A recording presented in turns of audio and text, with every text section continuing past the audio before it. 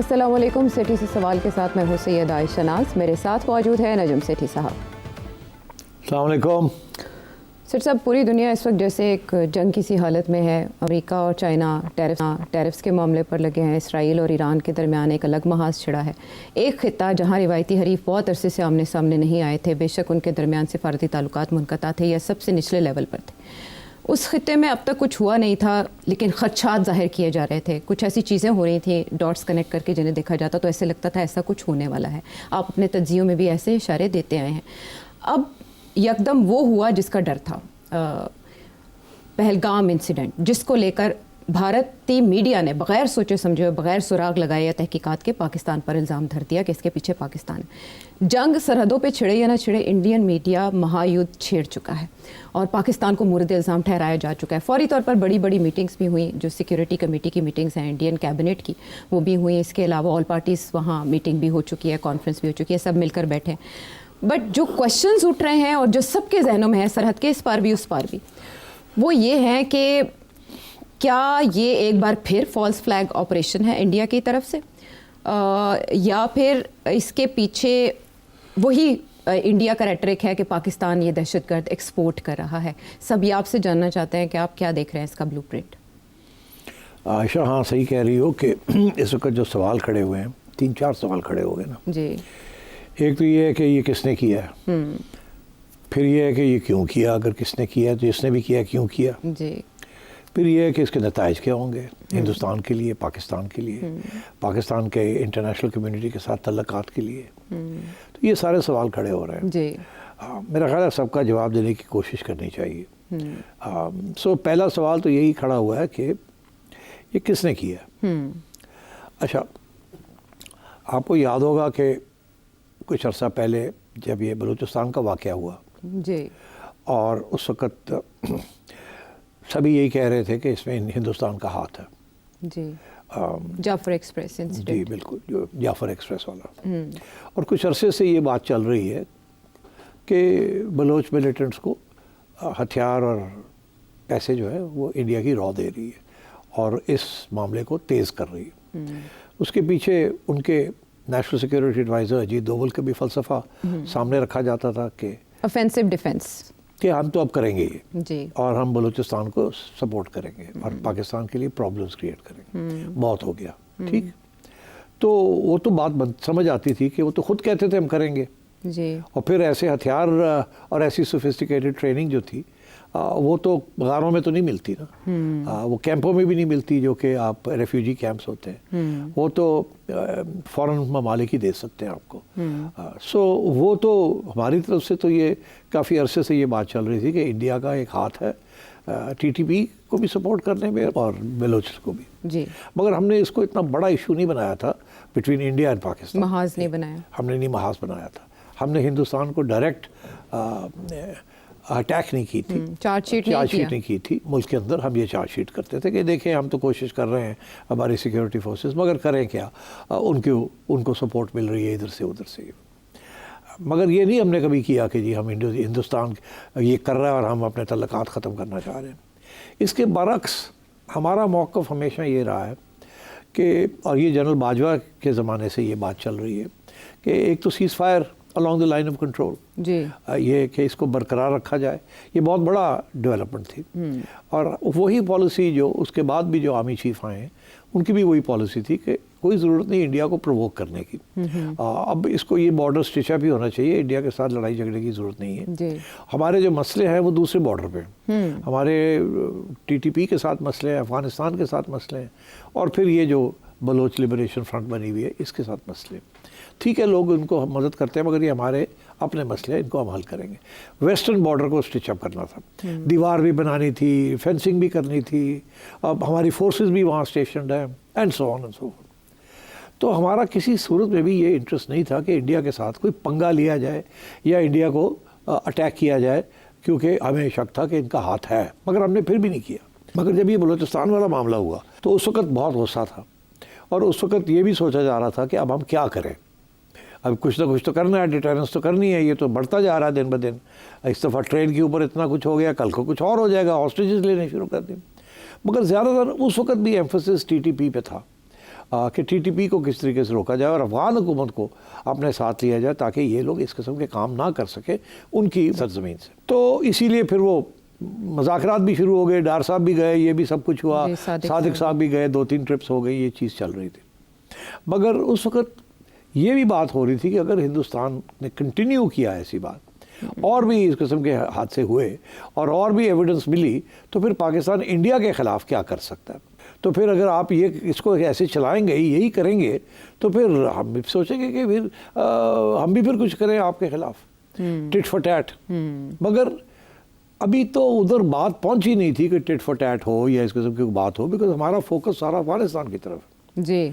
और ये मामला हो गया है जिसके ऊपर इल्ज़ाम ये लगा है कि ये पाकिस्तान ने करवाया जी। सो इसलिए पहली बात तो यह है कि पाकिस्तान का कोई इंटरेस्ट नहीं है इंडिया के साथ लड़ाई झगड़ा लेना। और उसके अंदरूनी मामलात बड़े प्रॉब्लमेटिक है इस वक्त, आपको पता ही है, काफ़ी पोलराइजेशन हुई हुई है।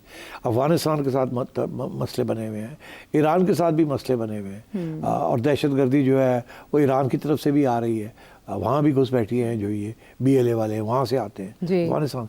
तो हमारा issue is on the western border, our issue is not on the eastern border with India. और इसीलिए वो जो सीज फायर है उसको बरकरार रखा। हाँ, 2021 में जो हुआ था। तो कोई चेंज नहीं है टुवर्ड्स इंडिया पॉलिसी। यहाँ तक कि आहिस्ता आहिस्ता तजारत भी खोलनी शुरू हो गई थी, हालांकि बंद हो गई थी तजारत 2019 के बाद जब इंडिया ने कश्मीर को हजम कर लिया इलीगली।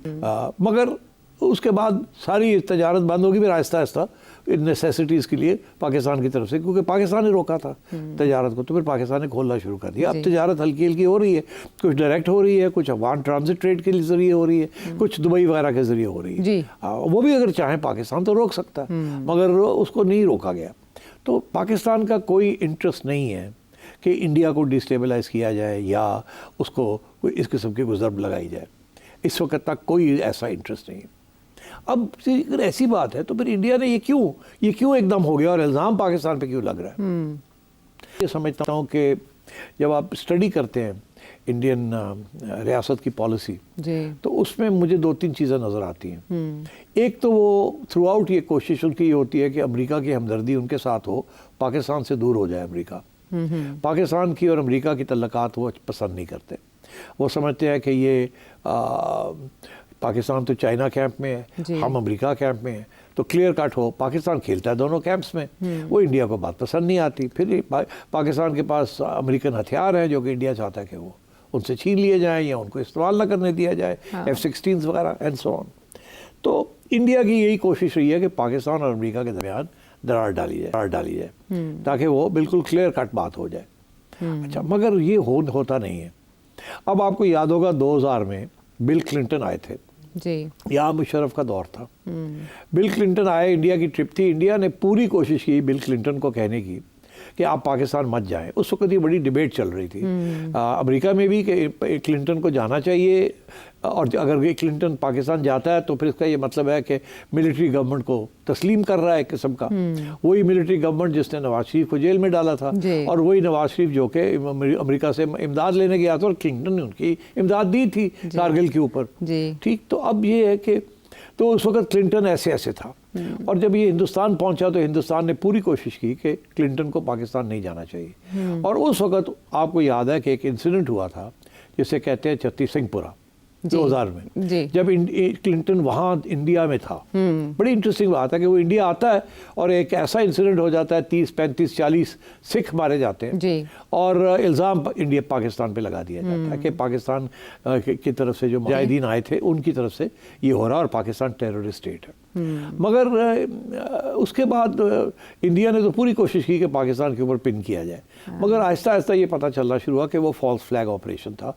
वो सिर्फ क्लिंटन को इम्प्रेस करने के लिए और उनको मनाने के लिए कि ये टेररिस्ट स्टेट है, ये टेररिज्म एक्सपोर्ट कर रही है, आप मत जाए वहाँ। फिर आपको याद होगा क्लिंटन ने फिर फैसला किया कि मैं जाऊँगा पाकिस्तान। वो 5 घंटे के लिए आए, उन्होंने बात की मुशर्रफ के साथ वगैरह वगैरह, और 5 घंटे के बाद वो चले गए।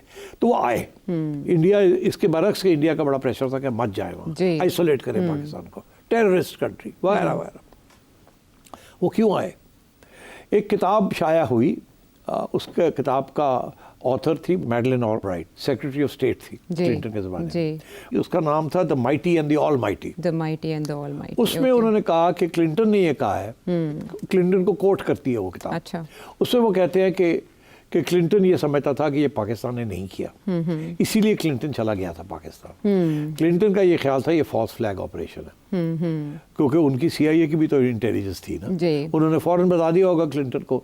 तो क्लिंटन ने फिर ये फैसला किया कि ये फॉल्स फ्लैग ऑपरेशन है और वो चला गया, और वो यकीन उसने आप कभी तक यकीन नहीं किया। अच्छा, अब ये जब ये किताब में ये बात छपी और ये इंडिया में किताब रीप्रिंट हुई, जब रीप्रिंट हुई तो इंडियन गवर्नमेंट तो पागल हो गई, उन्होंने कहा यार है कि हो गया हमने तो इसलिए फिर वो किताब में से ये जो क्लिंटन वाला हिस्सा था वो डिलीट कर दिया गया। अच्छा। उसको निकाला गया, वो छप चुकी थी, फिर वापस बुलाई गई और उसको रिमूव किया गया ये चीज़। मगर तो ये इस किस्म की चीज़ें भी होती रही हैं। उसके बाद क्या हुआ कि कुछ अरसे के बाद जब ये इंसिडेंट हुआ 2000 में, तो इंडियन आर्मी ने कहा हमने 5 जिहादी पकड़ लिए जी, और जिन्होंने ये किया था, और उनको हमने मार दिया। ठीक, तो लोगों ने कहा लोगों जी फर्दर प्रूफ के पाकिस्तान से आए थे ये जी। यही इल्ज़ाम लगाया, और उनकी ID शाइडीज़ बना के उन्होंने कहा जी ये पाकिस्तान से आए थे, ये थे। मगर उसके बाद क्या हुआ कि इन्वेस्टिगेशन, एक साहब थे जो कि इंडियन हैं और उनका एक किताब शाया की उन्होंने भी, उनका नाम है पंकज मिश्रा। उन्होंने एक किताब की द वेस्ट टेम्पटेशंस। तो वो किताब में लिखा है कि मैं गया, वो लंदन बेस्ड जर्नलिस्ट है, राइटर है, वो गए, कहते हैं मैं गया वहाँ इन्वेस्टिगेट करने। अच्छा। और एक कोर्ट ऑर्डर लिया मैंने, वो जो 5 लोग जो शहीद किए गए थे या मारे गए थे बाय द इंडियन फोर्सेस, कि उनकी बॉडीज़ को निकाला जाए और एग्ज्यूम किया जाए और पता किया जाए कि कैसे हुआ और क्या नहीं हुआ।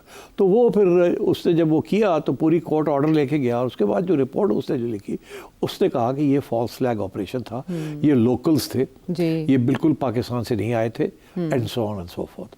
तो मतलब इस किस्म की बातें भी होती रही। बाद में स्ट्रोब टॉलबर्ट, जो कि सेक्रेटरी ऑफ स्टेट रहे at some stage again in American administration, या नेशनल सिक्योरिटी एडवाइज़र थे, स्ट्रोब टॉलबर्ट ने भी इस बात को तस्लीम किया कि बिल क्लिंटन ये समझते थे कि ये बिल्कुल हिंदू एक्सट्रीमिस्ट ने किया और ये फौजियों ने किया। अच्छा। फॉल्स फ्लैग था, ये पाकिस्तान की तरफ से नहीं हुआ था। तो इसके ऊपर तो काफ़ी इंडिया में भी डिबेट चली, मगर इंडियन मीडिया ने इसको कवर करने की कोशिश की।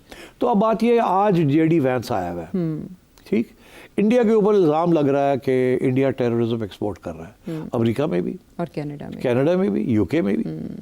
तो इंडिया के ऊपर ये इल्ज़ाम है। इंडिया बहुत नाराज़ है क्योंकि तीनों मुल्कों ने काफ़ी टफ लाइन ली हुई है इंडिया के खिलाफ, क्योंकि सिखों के खिलाफ ये कर रहे हैं इंडिया की टेररिज्म।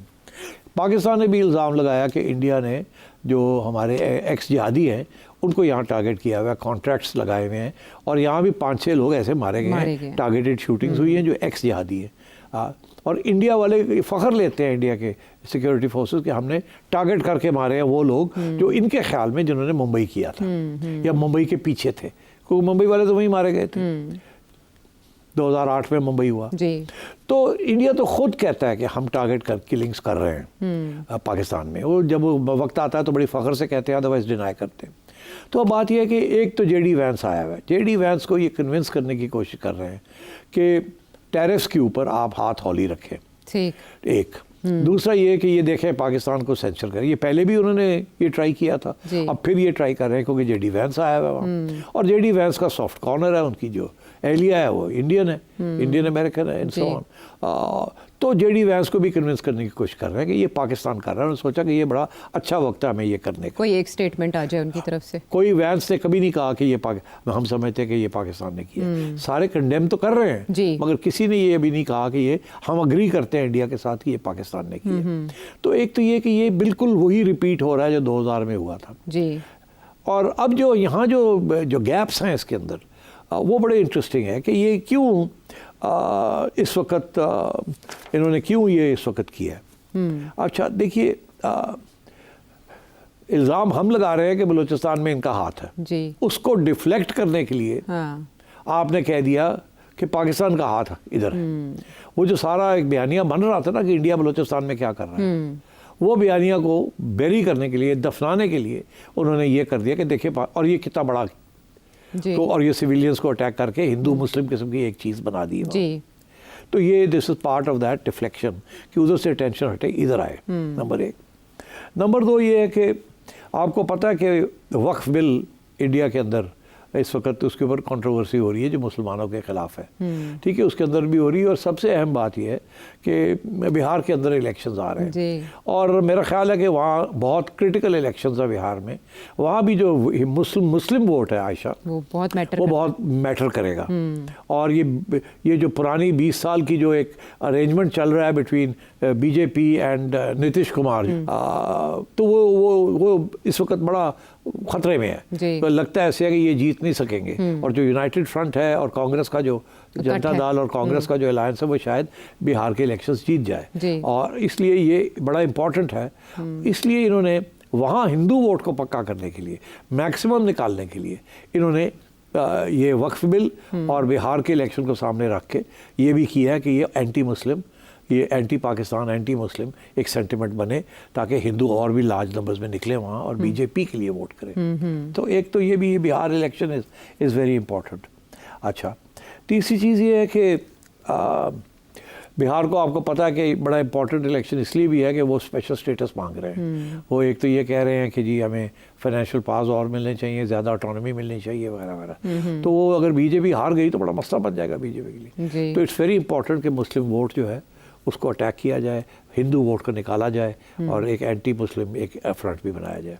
तो I think Bihar is an important ingredient in this. अभी फरवरी में नरेंद्र मोदी बिहार में गए हुए थे, नीतीश के साथ कैनवसिंग कर रहे थे। तो ये वो भी टाइमिंग इसकी है कि अगले अक्टूबर में ये इलेक्शन होने हैं वहाँ, तो उससे पहले एक मोमेंटम भी बिल्डअप करना। कल भी वही थे नीतीश के साथ। तो एक तो बिहार इलेक्शंस, वक्फ बिल, ये सारे टाइमिंग्स जो है ना, दे वेरी इंपॉर्टेंट कि एक तीर से कई शिकार। हाँ, कई शिकार। आगे आइए आप कि मेरा ख्याल है आखिरी बात यह है कि हमारे जो चीफ की जो स्पीच थी, उन्होंने सोचा कि इससे बेहतर अच्छा वक्त नहीं हो सकता। काफ़ी वो अग्रेसिव किस्म की स्पीच थी तो वो लिबरेशन मूवमेंट के खिलाफ, ये जो टेररिज्म हो रही है वहाँ उसके खिलाफ थी, ठीक। बट उन्होंने कहा था कश्मीर को हम भूल नहीं सकते, हम नहीं भूलेंगे। अच्छा, तो वो उन्होंने कहा अच्छा फिर तुमने कश्मीर की बात की है, चलो फिर ये देखो हम तुम्हें क्या करते हैं तुम्हारे साथ। तो ये तैयारी की भी होती है पहले से, ये कि जी किसी वक्त भी इस किस्म की चीज़ करनी पड़े तो कर दे। वो सारे प्लान्स बने हुए होते हैं, बटन दबाना होता है और जो प्लान है वो इफेक्ट में आ जाता है। तो मैं समझता हूँ कि इन्होंने ये सोचा, वैंस भी यहाँ है, वक्फ बिल का भी इशू चल रहा है, डिफ्लेक्ट भी करना है।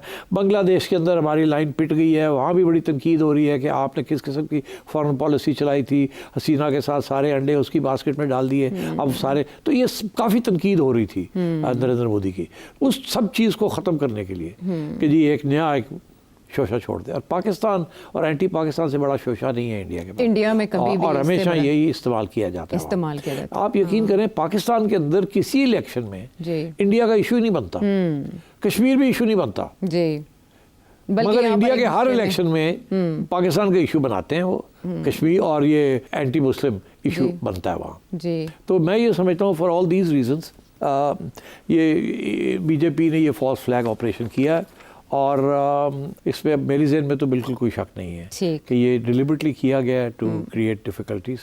और पाकिस्तान वो तो वो ओपनली कह रहे हैं ना, यही कह रहे हैं ना कि जी हम करेंगे कुछ जी। अब आगे जो बातें आ रही है कि जी लोग कह रहे हैं कि जी ये कैसे हो सकता है कि ये जगह जो है 400 किलोमीटर दूर है लाइन ऑफ कंट्रोल से और वहाँ से ही लोग आए हैं और उन्होंने आके ये किया है। तो 7 लाख जो इंडिया कहाँ थी और 3 लेयर सिक्योरिटी है वहाँ पर, 3 लेयर सिक्योरिटी इंडियन ऑपोजिशन कह रही है ये, इंडियन ऑपोजिशन जी। तो वहाँ के जो लोग हैं, जो लोग वहाँ टूरिज्म के लिए गए हुए थे, वो भी ये कह रहे हैं, उनकी भी ट्वीट्स मैंने देखी है, वो कह रहे हैं हम अभी वहाँ से होके आए हैं। एक बंदा कहता है वहाँ एक शादी थी जिससे मैंने खुद ही ऑर्गेनाइज की थी उसकी अरेंजमेंट्स। मैं जब वहाँ गया इतनी फौज थी आने में जाने में वहाँ, तो वो कहाँ गई फौज नजर ही नहीं आ रही। तो ये क्या कि फौज ही गायब हो गई वहाँ से इतनी। और जो भी ये लोग थे 400 किलोमीटर करके वो आए हैं और फिर अपने ID कार्ड भी छोड़ गए वहाँ, कोई अपने पाकिस्तानी रुपए भी वहाँ छोड़ गए जी। सारे इशारे ऐसे दिए हैं जिससे ये साबित हो सके कि लिंक पाकिस्तान के के साथ है। तो इंडियन बॉलीवुड वैसे तो फिल्में बनाने के हवाले से आलमी सतह पर पजीराई रखता है, लेकिन इंडियन मीडिया बड़ी अच्छी फिल्में चलाता है और पाकिस्तान के हवाले से उनकी फिल्म कामयाबी से चल रही है। यही नहीं कि इतना इम्पैक्ट किया है कि जो वहाँ की गवर्नमेंट है उसको फैसले उसके इन्फ्लुएंस में लेने पड़े। ऐसा लगा कि इंडियन मीडिया के हाथों इंडियन हुकूमत यरकमाल बनी है, लेकिन जाहिर है जंग के शोलों को तो हवा मिलती दिखाई दे रही है। तो बात कहाँ तक जा सकती है, एक ब्रेक के बाद बात करते हैं। शो में साथ देने का शुक्रिया। जैसे इंडियन मीडिया आग बबूला हुआ इस वाक़े के फौरी बाद 2-3 मिनट के अंदर उन्होंने पाकिस्तान पे इल्ज़ाम लगाना शुरू कर दिया और जवाब में हमने ऐसे ऐसे वहाँ पर ब्लॉग्स देखे इंडियन जो एक्स जनरल्स हैं या जो फ़ौज के उनके मुलाजिम हैं कि उन्होंने कुछ सजेस्ट किया मोदी गवर्नमेंट को, और हमने बाद में देखा कि उनके जो सेक्रेटरी आए प्रेस कॉन्फ्रेंस करने और उन्होंने इक़दामात का ऐलान किया पाकिस्तान के खिलाफ, वो कमोबेश वही थे जो ब्लॉग्स में बताए जा रहे थे या इंडियन मीडिया सजेस्ट कर रहा था कि गवर्नमेंट को ये करना चाहिए, यानी एक पब्लिक प्रेशर क्रिएट किया गया। तो इंडिया की तरफ से जो जो इकदाम किए गए उनमें से सर फहरिस्त जो इस वक्त ज़ेर बहस है वो इंडस ट्रीटी का मुअत्तल किया जाना है, जिस पर मुख्तलिफ आरा सामने आ रही हैं कि भारत एक तरफा तौर पर ऐसा नहीं कर सकता। भारत की तरफ से किए गए इकदाम या जो मुअत्तली की गई उसकी क्या अहमियत है पाकिस्तान की? देखिए, सबसे पहली बात तो यह है कि 5 मिनट के अंदर अंदर सारा इंडियन मीडिया खड़ा हो गया और ये कहने के लिए कि पाकिस्तान ने किया है। कोई एविडेंस नहीं थी, कोई कुछ नहीं था। तो इसका ये मतलब है कि तैयारी थी। वो तैयारी इंडिया में ऐसी होती है कि वो एक फ़ोन कॉल ही होती है और ब्रीफिंग हो जाती है सबकी और उसमें सब तैयार हो जाते हैं। वैसे भी इंडियन मीडिया जो है इस वक्त ज़्यादातर हिंदुआइज्ड है और वो मुसलमानों के ख़िलाफ़ है और वहाँ चलता भी वही है। बीजेपी है ना पावर में जी। मगर सबसे इम्पॉर्टेंट बात मैं समझता हूँ इसलिए थी, ये जेडी वैंस के लिए सब कुछ किया गया। ये जो इंडियन मीडिया ने जो शो डाला है ये इंडियन गवर्नमेंट के ऊपर प्रेशर डालने के लिए नहीं डाला, ये जेडी वैंस को बताने के लिए डाला है कि अब अगर इंडियन गवर्नमेंट कुछ करेगी तो वो कहेगी हम क्या करते हैं, आपने तो देख ही लिया मीडिया क्या कह रहा है। ये जेडी वैंस के लिए किया गया, जवाब देने के लिए, जेडी वैंस को बताने के लिए, उसके ऊपर प्रेशर डालने के लिए कि हमारी हुकूमत जो अब करने जा रही है वो जायज़ है और ये पाकिस्तान नहीं किया। अगर इंडियन मीडिया इसको क्रिटिकली देखता तो शायद प्रेशर ही ना बनता जी। तो प्रेशर बनाने के लिए इंडियन मीडिया की जरूरत थी। तो इंडियन मीडिया ये गेम खेलता है अनफॉर्चुनेटली। वो आज़ाद मीडिया नहीं रहा जो पुराने ज़माने में होता था। वहाँ के जो मालकान हैं वो देर ऑल प्रो बीजेपी और वो बड़े फ़ायदे उठाते हैं बीजेपी से और एक्चुअली वो तो ऑफिशियली एंडोर्स भी करते हैं, फंड रेजिंग भी करते हैं। तो सारा इंडियन मीडिया के जो मालकान हैं they are not journalist, they are corporates. तो वो कॉर्पोरेशंस हैं, दे आर सपोर्टिंग बीजेपी। तो दिस इज़ व्हाट हैपेंस। और लोगों ने अपनी रोटी पानी है, मीडिया वो पुराने ज़माने की इंडिपेंडेंट जर्नलिज्म कोई नहीं है, सब नॉनसेंस। तो अब बात यह है कि सो ये तो पहली बात थी। दूसरी बात यह है कि इंडिया ने जो इक़दाम लिए जो उन्होंने सो कॉल्ड स्टेप्स लिए उसमें ज़ाहिर है सबसे ज़्यादा शोर तो इसी चीज़ पे पड़ा हुआ है कि जी इंडस वाटर्स वो कहते हैं कि हमने सस्पेंड कर दिए। एक्चुअली वो कर नहीं सकते। जो कानून है वो हम सब ने पढ़ा है और बड़ा आसान है, वो आप गूगल कर लें आपको पता चल जाएगा। यूनिलैटरली कोई मुल्क भी उसको ख़त्म नहीं कर सकता। उसके अंदर टर्मिनेशन क्लॉज ही नहीं है जी। उसके अंदर आर्बिट क्लॉज है कि पहले 3 टियर लेवल है कि पहले आप आपस में जो भी मसला है वो डिस्कस करेंगे, वहाँ नहीं होता तो फिर कोई इंडिपेंडेंट एक्सपर्ट, न्यूट्रल एक्सपर्ट आएगा उसके साथ बात करेंगे, वो नहीं होता तो फिर आप इंटरनेशनल कोर्ट लेके जाएंगे। मगर कोई यूनिलैटरली कोई एक मुल्क इसको ख़त्म नहीं कर सकता, इसको मुअत्तल नहीं कर सकता, कोई कुछ नहीं कर सकता। ठीक। तो वो तो ये ड्रामा है। अच्छा, अब ड्रामा है तो क्या ये कितना सीरियस है ये? इंडियन मीडिया तो चाहता है कि जी आप पानी बंद करें, ये करें, वो करें। पाकिस्तान का भी रिस्पांस उसी का है, करके तो देखो, ठीक है। बिकॉज पाकिस्तान का तो ये मौक़िफ़ है ना कि 2 सूरतें हैं जिसमें हम समझेंगे कि वी आर एट वॉर, जंग का ऐलान हो चुका है। एक ये कि आप हमारे पानी को आप तंग करेंगे, हमें पानी को रोकेंगे, और दूसरा ये कि कराची पोर्ट को अगर आप ब्लॉकेड करेंगे, अगर आपकी सबमरीज आ जाती हैं और कराची पोर्ट को आप ब्लॉकेड कर देते हैं तो उसको भी हम समझेंगे as an act of war. Act of war के अंदर हमने हक रखा हुआ है first use of nuclear weapons. तो बड़ी स्ट्रेट फॉरवर्ड सी पाकिस्तान का रिस्पॉन्स है कि ये 2 एरियाज़ हैं, ये रेड लाइन्स हैं, पानी और कराची को ब्लॉक करना। बिकॉज कराची को ब्लॉक कर दिया तो सारा पाकिस्तान ब्लॉक हो गया ना, राइट। तो इसलिए these are the 2 red lines. This will lead to declaration of war. हम समझेंगे कि इंडिया ने हमारे ऊपर जंग का ऐलान कर दिया। अगर ऐसी बात है तो फिर जंग होगी। अगर जंग होगी तो फिर और भी हमारी एक पॉलिसी है कि हम न्यूक्लियर वेपन्स किस स्टेज पे इस्तेमाल करेंगे। वो भी 3 लेवल्स हैं। अच्छा, एक लेवल वो है कि हमारी फ़ौज को बॉर्डर के ऊपर ही शिकस्त हो जाती है और ऐसे लगता है कि अब हिंदुस्तान की फ़ौजें अंदर आने वाली है तो विल यूज़ न्यूक्लियर वेपन्स। दूसरा ये है कि कहीं बहुत बड़े इलाके के अंदर उनकी फ़ौज आ जाती है। ऐसे नहीं कि सारा पाकिस्तान उन्होंने कि हमारी फ़ौज कोलैप्स कर गई, मगर किसी एक इलाके के अंदर वो 50 मील या 100 मील अंदर आ जाते हैं और कोई कब्जा करने की कोशिश करते हैं, लाइक वो धमकी दे रहे हैं आज़ाद कश्मीर को, तो फिर भी हम न्यूक्लियर वेपन्स इस्तेमाल करेंगे। ठीक, तो ये तो दीज आर दी कंटिजेंसीज कि अगर इस किस्म की सूरत हाल होगी तो वील यूज़ न्यूक्लियर वेपन्स। और हमने इसीलिए वो जो एक ट्रीटी है नो फर्स्ट स्ट्राइक, जिसमें ट्रीटी ये कहती है कि हम पहले नहीं होंगे इस्तेमाल करने के लिए, हमने वो साइन नहीं की।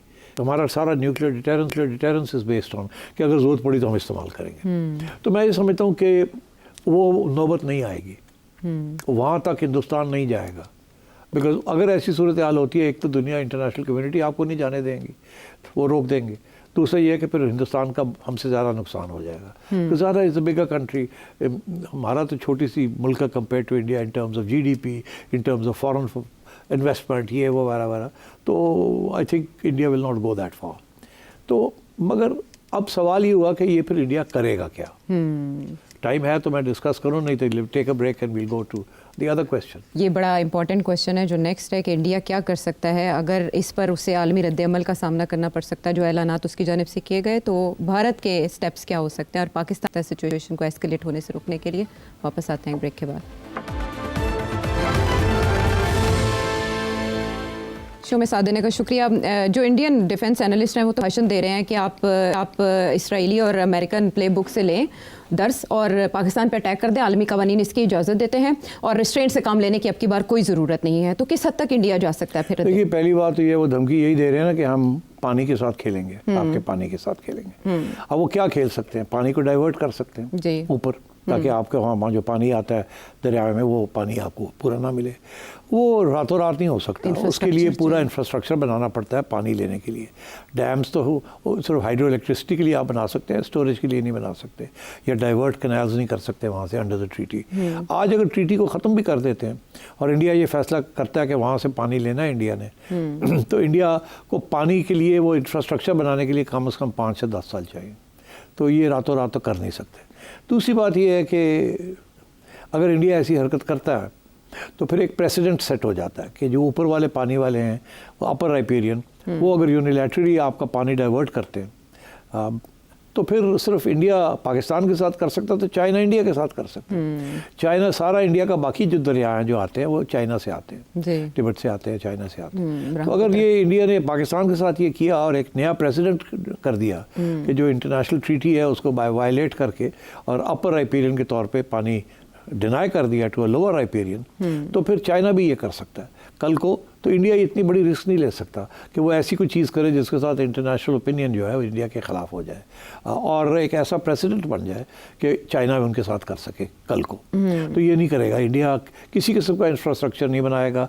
हाँ, थोड़ा बहुत तंग कर सकता है टाइमिंग्स के ऊपर, पानी जो रिलीज़ होता है from the dams and so on and so fourth, specially on the Jhelum. तो ये छोटी मोटी हरकतें कर सकता है, बट उससे खास फर्क नहीं पड़ेगा। So there is no danger कि our river flows will be affected. ये जो है ना मुअत्तल कर दिया, मीनिंगलेस, एक इट्स जस्ट अ ड्रामा। आगे आइए लोग, ये जो आपने भी बात की कि जी इसराइलीज की ये करते हैं वो करते हैं स्ट्राइक्स, वो करके देख लिए उन्होंने बालाकोट किया था तो आपने देखा क्या हुआ। तो वो अगर करेंगे तो जैसे वो कहते हैं ना, मुंह तोड़ जवाब मिलेगा, अभिनंदन की तरह का जवाब। हाँ, वो फिर नहीं, वो उनको पता है हमारी air force is very strong, better than their air force. और अगर तो ये वो भी नहीं है, स्ट्रेटेजिक स्ट्राइक्स अगर करेंगे भी तो वापस जो है ना चपेट पाएगी, सर्जिकल स्ट्राइक के जवाब वो वापस वही होगा। व्हाट अबाउट LOC अगर दोबारा गर्म कर देते हैं? अब इश्यू ये है कि LOC को गर्म करना, मैं समझता हूँ कि वो LOC ही गर्म करेंगे। मुख्तलिफ जगह के ऊपर वायलेशंस होंगी, लड़ाई झगड़े शुरू हो जाएंगे और सीज़ फायर ख़त्म हो जाएगी। ये इसलिए कि इसके साथ वो अपनी मीडिया को बता सकते हैं हमने वो इसको प्रिटेंड ये करेंगे कि हम गए थे 25 मील, हम ये डिस्ट्रॉय करके आ गए। अच्छा, ठीक है। और वो लैंड बेस्ड होगी, जहाज़ वाला नहीं रिस्क करेंगे। तो जहाज़ रिस्क करते हैं, वो गिर जाते हैं तो एविडेंस मिल जाती है कि ये हुआ है। ये फौजी जब मारे जाते हैं इधर पता ही नहीं लगता कहाँ मारा गया, कौन मारा गया, जो मर्जी आप बयानिया बना ले वो बयानिया बन जाता है। और इंडियन मीडिया तो अपना बयानिया को चलाएगा। तो मेरा ख्याल है LOC के ऊपर ये गड़बड़ करने की कोशिश करेंगे। और अभी खबरें आ रही हैं ऑलरेडी कि एक आध जगह पे इन्होंने ये कहा कि हमारा एक बंदा मारा गया, हमने 3 उनके मार दिए एंड सो ऑन, जबकि पाकिस्तान ने कहा कि एक फौजी पकड़ा है हमने। तो ये चीज़ें अब आप देखिएगा, LOC सीज़ फायर ख़त्म हो जाएगी और LOC हॉट हो जाएगी। अच्छा, उसका मकसद ये है कि कम से कम पाकिस्तान की फ़ौज जो इस वक्त वेस्टर्न बॉर्डर पे और टेररिज्म के खिलाफ जिहाद कर रही है, उसको पुल किया जाए टू दिस साइड। जब आप उसको फ़ौज को इधर पुल करेंगे टुवर्ड्स द ईस्टर्न बॉर्डर, तो ज़ाहिर है आपके खर्चे भी बढ़ जाएंगे, आपको बजट्स भी और ज़रूरत पड़ेगी। पाकिस्तान की economy is already in a bit of trouble, तो वो और भी पैसे फिर देने पड़ेंगे फ़ौज को to defend the eastern border. तो ये जो सीज़ फायर है, this was playing a very vital role आपको स्टेबिलिटी देने के लिए, मगर अगर ये तोड़ेंगे उसको तो then that will create difficulties. तो मेरा ख्याल है एक तो ये करेंगे। दूसरा ये है कि पाकिस्तान के अंदर एक्ट्स ऑफ टेररिज्म जो है वो बढ़ सकते हैं। पहले भी टारगेटेड किलिंग्स हो रही थी यहाँ, अब शायद और ये टारगेटेड किलिंग्स होंगी विद और बलूचिस्तान और टीटीपी को और शायद इमदाद मिले to do what they are doing, BLA वगैरह को। तो इस किस्म की चीज़ें ये करेंगे और यही करेंगे।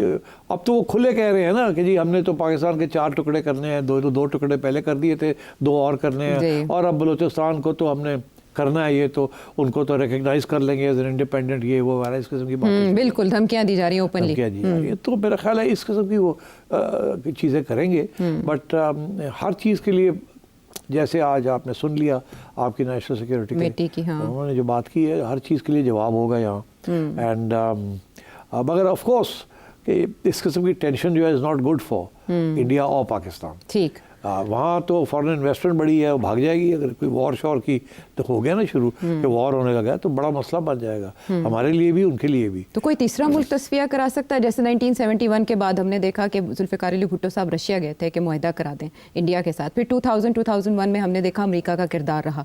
कारगिल के इंसिडेंट का आपने अभी तस्करा किया। तो अभी इस सिचुएशन में कोई मुल्क इस पोजीशन में है जो टेंशन्स कम करवाए? नहीं, मेरा नहीं ख्याल।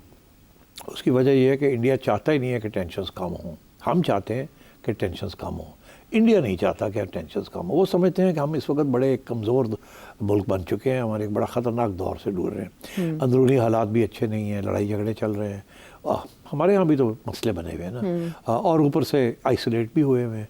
अमेरिका उस तरीके से जप्फी नहीं डाले हुए हमें, और इकॉनमी जो है वो भी ऐसे ऐसे हो रही है, और ईरान और अफगानिस्तान के साथ तल्लुकात इतने अच्छे नहीं हैं, एंड सो ऑन। लेकिन भारत के भी तो अंदरूनी हालात इतने बेहतर नहीं है, और बांग्लादेश के साथ उसने देखें उसका मामलात किस तरह बिगड़े, खारिजा सतह पर भी वो अकेला होता जा रहा है।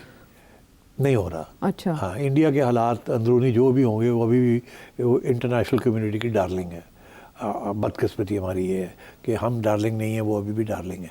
अभी भी सारी फॉरेन इन्वेस्टमेंट जो है उनको बड़ी मिलती है, अभी भी अरब वर्ल्ड जो है वो इंडिया को सपोर्ट करता है। अभी सऊदी अरेबिया ने और UAE वालों ने billions of dollars of investment in India की, तो इंडिया बिल्कुल आइसोलेटेड नहीं है, हम थोड़े से आइसोलेटेड। तो बांग्लादेश के साथ जो मामला हुए, कोई नहीं, छोटी सी चीज़ है उनके लिए, उसके लिए international community is not interested in that. हाँ, और फिर ये कि क्योंकि बांग्लादेश या पाकिस्तान के साथ मिलकर चाइना के साथ एक महाज बना रहा है, तो इंटरनेशनल कम्युनिटी को तो ये बात नहीं पसंद आएगी, बिकॉज वो तो चाहते थे कि इंडिया का डोमिनेंस हो इस एरिया में और चाइना की डोमिनेंस ना हो, मगर अब चाइना की डोमिनेंस होनी शुरू होगी, तो इसलिए I don't think that is of consequence. तो इंडिया अंदर जो भी हालात है, अभी भी वो बीजेपी का सपोर्ट है, अभी भी उन्होंने कंट्रोल में रखा हुआ है सब कुछ, ऑपोजिशन कमज़ोर है, और Narendra Modi solid from the local point of view, अभी कोई उसको ख़तरा नहीं किसी किस्म का। और अगर हम पाकिस्तान के रिस्पांस की तरफ आए, अगर वहाँ सिंतास माहदे की बात हो रही है, तो यहाँ शिमला माहदे की आज बात की गई कि उसको हम फिर मुअत्तल करने का जवाज़ रखते हैं, इख्तियार रखते हैं। हाँ, देखिए वो मेरा ख्याल है ये भी इसकी कोई ख़ास अहमियत नहीं है, मुअत्तल तो सारे आप कर ही दें तो क्या फ़र्क पड़ता है, अगर उसका कोई प्रैक्टिकल कॉन्सिक्वेंस नहीं है। शिमला में क्या कहा था? शिमला में ये कहा था, पहले ये हमारा मौक़िफ़ था कि UN रेजोल्यूशन के तहत सब कुछ होगा, थर्ड पार्टी मीडिएशन होगी, that was the original. Shimla में हमने ये कहा कि बराह रास्त बायलैटरली इसको हम तय करेंगे, ठीक है। अगर हम ये कहते हैं कि जी हम अब शिमला अकॉर्ड को भी हम ख़त्म करते हैं, तो हमारा फिर ये मौक़िफ़ होगा कि हम वापस जा रहे हैं टू द इंटरनेशनल रेजोल्यूशंस, हम इसको फिर इंटरनेशनलाइज करने जा रहे हैं। तो ये हो सकता है कि हम कोशिश करें, मगर मैं आपको फिर बताऊं, हम ज़्यादा कामयाब नहीं होंगे। इस वक्त इंडिया का जो क्लाउड है विद दी वेस्टर्न वर्ल्ड, वो अमेरिका की वजह से, बिकॉज एंटी चाइना जो पोजीशन अमेरिका ने ली हुई है और यूरोप ने ली हुई है, उसके लिए India is an important player. ये जो क्वाड ग्रुप जो बना है, जिसके अंदर इंडिया, अमेरिका, ऑस्ट्रेलिया और जापान है, अगेंस्ट चाइना है, ईस्ट चाइना सी, साउथ चाइना सी, फिर सिपेक के ख़िलाफ़ हैं ये सारे, इसीलिए ये सब कुछ हो रहा है।